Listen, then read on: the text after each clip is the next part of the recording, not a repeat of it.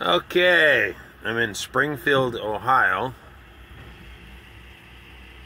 picking up a load of mustard. You know, ketchup and mustard.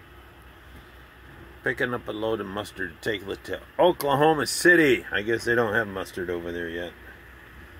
Anyways, yeah, the myth about not enough truck drivers is a lie.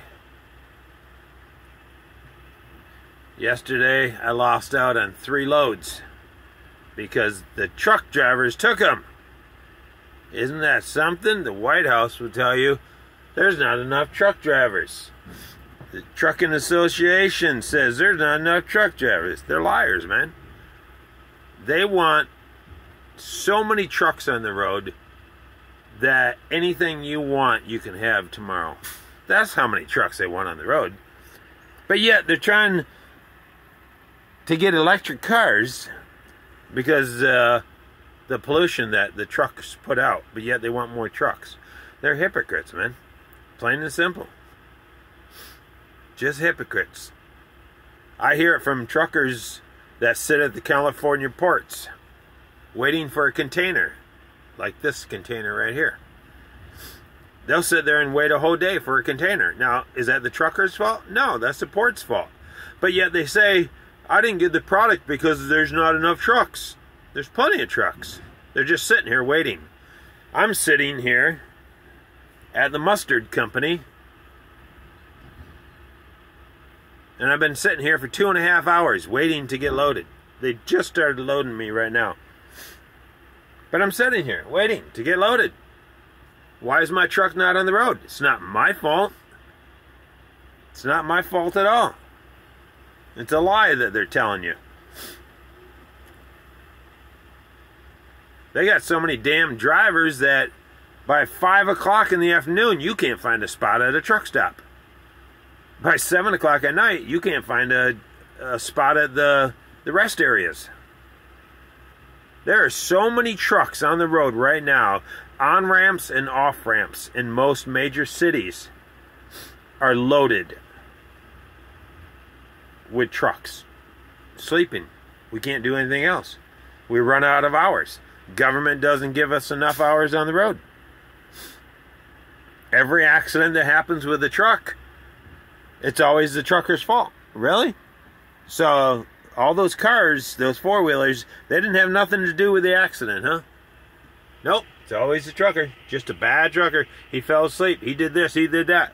No. It was the lady sitting there text messaging on the phone that swerved into our lane and then bounced off the truck. That's what caused the problem. But you won't hear that on the news. You won't hear that on talk radio shows. No. No. It's like alcohol. Alcohol destroys the world. But do you ever hear anybody ever say, we need to stop alcohol? No, of course not, because doctors and lawyers do it. Now, not all doctors and lawyers do cocaine and heroin. That's why that's illegal. What destroys more families and jobs? Alcohol. The point that I'm trying to make is everybody's lying out there about truckers. We're out here busting our butts. Now, we got another story. The other story is the foreigner truck drivers that are coming in droves. We don't know where they're getting their license from because wherever it is, it's not through the proper channels. Too many times I've had to back up trucks for foreigners because they don't know how to back up. There's no way in the world, if you went through a legitimate truck driving school, that you would not know how to back up. That is 101. A lot of them can't even hardly speak English. And I can say that because state troopers have told me. They have actually stopped and held the truck because the guy cannot communicate. Same thing with the Asians, same thing with the Hispanics. If you can't speak English, you shouldn't be driving a semi-truck in the United States. But hey, equality. That's why 85,000, they're not South Americans. They're all kinds of people from all over the world coming in one group. And they're coming to the United States. And Joe Biden is going to open up his arms and say, I want some ice cream. Oh, excuse me, who are you people? Yes, he's going to welcome them all.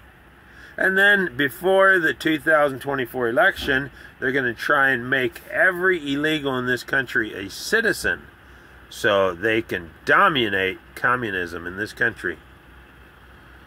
Oh my good Lord, I have never in my lifetime seen a country go so fast the opposite direction.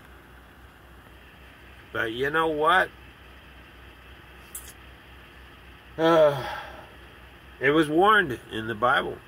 It was warned how times would get. Anyways, I'm just sitting here waiting to get loaded.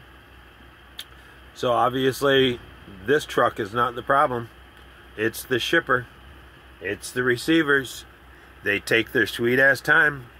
A lot of companies out here are so scared of their own shadow, they put notes on the doors to tell the trucker to call, and then you back up, and then they come out with the paperwork. They don't even want you. You feel like, I shouldn't say it, but you feel like somebody that is rejected from life as a truck driver. They don't want no communication with you. They think they're going to get the coronavirus or the Delta variant or something. Oh, I could go on and on, people. Oh my goodness. This really sucks. I'm retiring in 2 years. I'm out of this. I am totally done. And I'm leaving this country. Yes, I said to my family, if I'm going to live in a communist country, I might as well go live in a cheap one where I can afford some rent, where I can afford the food. I don't want to be on the street corner with a sign saying, please help, because my government took my money and gave it to people coming across the border illegally, or give it to some other country that wants to terrorize us. I don't want to live in that kind of country. So, maybe YouTube will take me off for the stuff that I say. Facebook does it all the time.